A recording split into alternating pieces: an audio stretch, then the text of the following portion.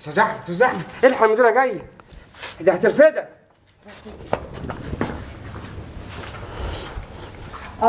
انت بتصلي وكل ما اجي الاقيك بتصلي. ماشي.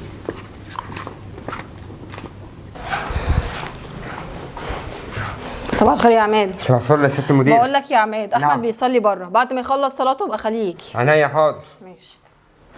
لا هتشلوحك يا استاذ احمد. السلام عليكم ورحمة الله. السلام عليكم ورحمة الله. انت لسه بتصلي؟ في بس يا عم عماد. اتكلم يا استاذ احمد، المديره ده المدير هتشلوحك. ده ليه انا يعني؟ قايل لك يا اخي بصلي في البيت. عم عماد، أنا الشغل اللي عندي خلصته والحمد لله كل حاجة تمام، وبعدين ده فرض ربنا، حتى لو ما خلصت الشغل مش هيطير. طب روح قابل بقى. بقول لك ماشي. انت هتتشلوح. تعالى يا السلام استاذ عليكم. احمد. وعليكم السلام ورحمه حضرتك الله. بعتي قلت إنك عايزاني. طبعا، اتفضل اقعد. بقول لك ايه، هو انا اتفضل. كل ما اجي الشركه الاقيك بتصلي؟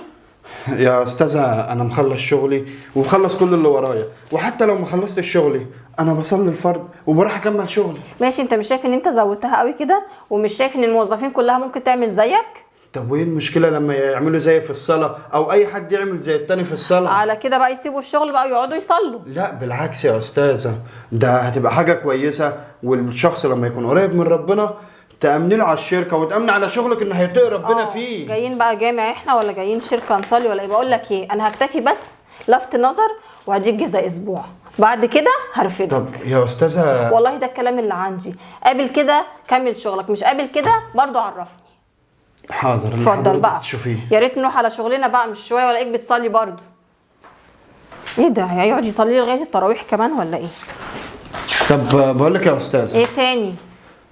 ممكن نزود ساعات الشغل مقابل يعني إن أنا بصلي وكده؟ لا، ومش هكرر الكلام تاني، ويا ريت بقى مالكش بتصلي خالص في الشركه. اتفضل. انت هتشغل الشركه على مزاجك انت ولا ايه؟ قال إيه؟ هسيب الصلاة عشان الشغل، ليه إن شاء الله؟ مالك يا استاذ احمد بتكلم نفسك ليه؟ اكيد خصمت لك بقى صح؟ أيوة خصمت أسبوع، وقال إيه؟ طالبة مني أسيب الصلاة. هي طب وانت ناوي تعمل ايه؟ أنا ناوي أقدم استقالتي. هو ده عن العقل يا استاذ احمد صح؟ أنا مفيش حاجة تخليني أثر في فرض ربنا. صح واضح كده إنها فاهمة الدنيا غلط خالص. صح. بقول لك ايه؟ يهديها. اديني الاستقاله بتاعتك وانا اقدمها لها. تعالى ورايا على المكتب خدها. ماشي. بقول لك يا باشمهندس، ايه؟ دي الاستقاله بتاع الاستاذ احمد. ايه ده، هو قدم استقالته؟ ايوه احسن خليه يمشي. يمشي ايه؟ ده كان شايف شغله. هي انت ناوي تعمل ايه؟ إيه، انا مش عارفه اعمل ايه. انت ايه رايك؟ انت انا اعمل ايه معاه ده؟ يا ستي خليه يمشي وانا هجيب لك محاسب احسن منه. تفتكر كده؟ انا مش عايزه اظلمه. لا ده محاسب بصي ما يخرش الميه. والله انا كان شغلي بيعجبني إيه، مترتب كده ومخلص شغله، يعني كل ما يجي اسال على شغل الاقي شغله خلصان. بعمل معاه إيه؟ تفتكر ايه؟ لا طب اقول لك ايه، خليك شهر وجربي اللي انا جايبه لك دوك شهر.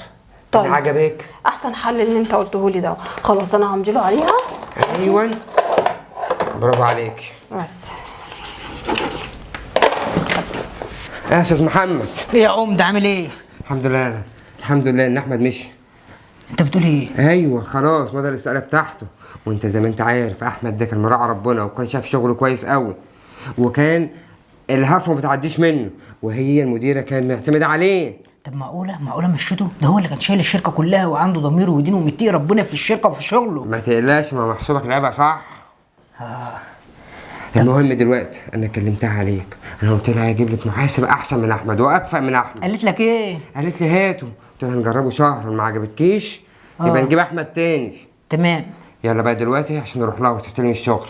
بس بقول لك ايه، ما تشغلش بالك بالنص. حكايه الفلوس دي، ما تشغلش بالك، دي بتاعتي انا بقى. هروق عليك حبيبي. هروق عليك يا عماد بمعنى الكلمه. ما انا عارف يلا. مفيش شركه تخشها لما تجيب اوازها. يا عم يلا بقى، ملوش لازمه الكلام ده.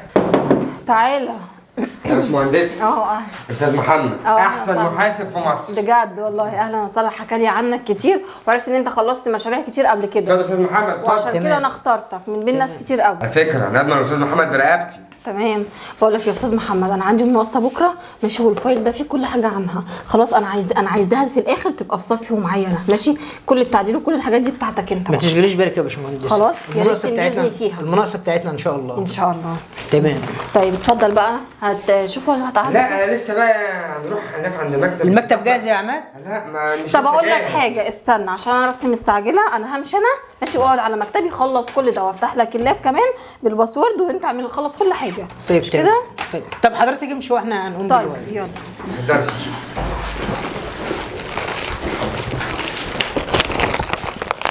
يا استاذ محمد ده هتلعب يا عمده. اتفضل يا باشا. انت عارف المناقصه تبع شركه انا عارفها، يعني لو طلبنا منهم اللي احنا عايزينه هيديهولنا، واقل حاجه 1,000,000 جنيه، والمناقصه ترسى عليهم ما ترساش على الشركه بتاعتنا. قصدك نبوظ هنا عشان المناقصه ترسى عليهم هم؟ شغل دماغك معايا بقى. صح يا باشمهندس. ودي اول ضربه، ده انا هخليك ايه فوق. اهدى بس عليا. بقول لك ايه، ما تروح تعمل لي كوبايه قهوه وتيجي. عينيا. تسلم عيونك. ايوه هتلعب. تعالى لي بقى هنا. باشمهندسه.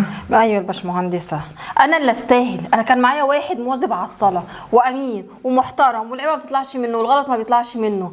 انا اللي عملت كده في نفسي، وثقت في واحد ولا بيصلي ولا بيخاف ربنا ولا بيخاف على لقمه عيشه ولا على الشركه ولا اي حاجه. جايب لي ايه، نصاب معاك؟ لا ده هو مش انا، مش انا. مين اللي جايبه؟ مش انتوا؟ أنا اللي معرفش. استاهل.